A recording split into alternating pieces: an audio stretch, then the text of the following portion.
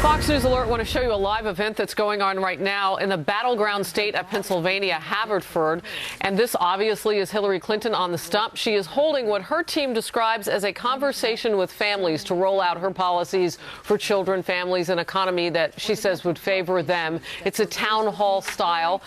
In the audience today, and who spoke on her behalf just moments ago, her daughter Chelsea Clinton. Also, actress Elizabeth Banks is there as well as part of this. They're on stage with her, and they'll begin, we're told, shortly after she makes this opening statement to take those town hall type questions. We'll monitor this for headlines pertaining to the big issues of the day and bring you the news as it happens. When you talk about the mental health problems, when people come back from war and combat and they see things that maybe a lot of the folks in this room have seen many times over, and you're strong and you can handle it, but a lot of people can't handle it. And they see horror stories, they see events that you couldn't see in a movie, nobody would believe it. That was Donald Trump explaining why he would support a more holistic approach to dealing with PTSD. He was answering a question from a veteran, but the mainstream media quickly pounced on his comments with headlines such as this: Trump appears to suggest veterans with PTSD are not strong.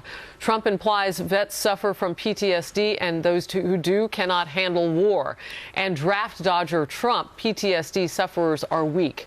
Those are some of the things that are interpretations of what he said. Hillary Clinton also tweeted this: a person who implies that veterans are suffering from PTSD are not strong is unfit to be commander-in-chief, period, end quote. But the veteran who asked Trump the question is standing by him, saying in a statement, quote, I think it's sickening that anyone would twist Mr. Trump's comments to me in order to pursue a political agenda.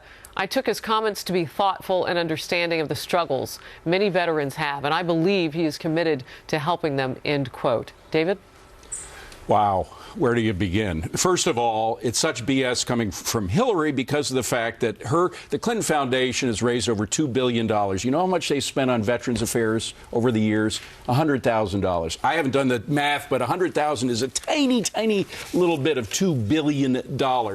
But the main thing, we had General Keane on. General Keane, I think you'll agree, Jillian, is not a political guy. General Keane said he is the one candidate that is speaking for the military like no other candidate has spoken for the military in decades. So if non-political guys in the military can see that Donald Trump is standing by the veterans like nobody else has, I think we believe the comments of that veteran who asked him the question rather than these headlines by newspapermen who none of whom probably spent any time in the military. Fox News polling actually asked about the two candidates and which one that they thought between Hillary Clinton and Donald Trump best represented them, and that poll found by double digit a lead by Donald Trump.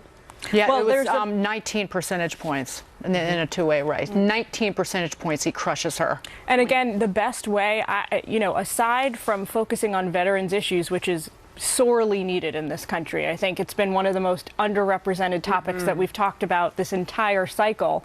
Everything from mental health to health care, the whole VA scandal, to suicide rates, to unemployment. Veterans' unemployment rate in this country is astronomically higher than that for the general population, civilian population. But the other way to support our veterans and our military and our military families is to plan and implement good national security policy. And that's why I think part of the reason this has been such a theme running throughout this debate. I think that this is a coordinated effort by the left and liberals and the Democrats to hurt Trump with the veterans, because it has been Trump who has been speaking for weeks and months about those very suicide rates. And he got fact-checked every which way to Sunday when he came out in July and said a shocking 20 veterans are committing suicide each and every day, especially our older veterans. Yeah. True from start to finish. And he also, what he unveiled, he wants a hotline, a suicide hotline that goes right to the White House. He wants to open up the private market for people with care. I don't know how anybody could listen to. I heard that live and I was shocked at the interpretation. Yeah, I was too. He was struggling with his words, but who doesn't when talking about such a meaningful subject? It really speaks to the issue of how we talk about mental challenges in this country and how we don't always have the nomenclature and the lingo that people are comfortable with. But we know Donald Trump to be, and this is just an observation, I mean, he will say things eloquently at times, but he's willing to jump in. So then the question begins, what should the answer back look like from Hillary Clinton? Should it just be a criticism of how he said it? I mean, it's interesting because I like you, I watched the quote a bunch of times and I didn't see what they were seeing. And we are actually having the moderator from that event on David and my show today at 4 p.m. on Fox Business to ask him what it was like in that room, because I don't know how they came up with that interpretation. He's made a lot of gaffes. That's not one of them. But this is actually offensive to me because this is a very serious issue where there are a lot of people suffering. And to be talking about the language versus what the real problem is that must be addressed is astounding. Well, it's good we're talking about it, right? Maybe the good thing to come out of it is a little bit of attention for these issues. Maybe. And he got us to get there again. We'll move on. It looks like the 2016 race could be a nail-biter. That's what the pollings are showing. New polls show just how close things are in some key battleground states, like Pennsylvania, where Hillary Clinton's talking right now. We'll break down the numbers and talk about how either candidate can get the edge. And millions of Americans may be in the path of Hurricane Matthew. It was a 5, and now it's still a Category 4. When it hits you, it is powerful either way. It's threatening Florida and the Carolinas after leaving the southwest portion of Haiti a short time ago. The latest storm tracker. Stay close.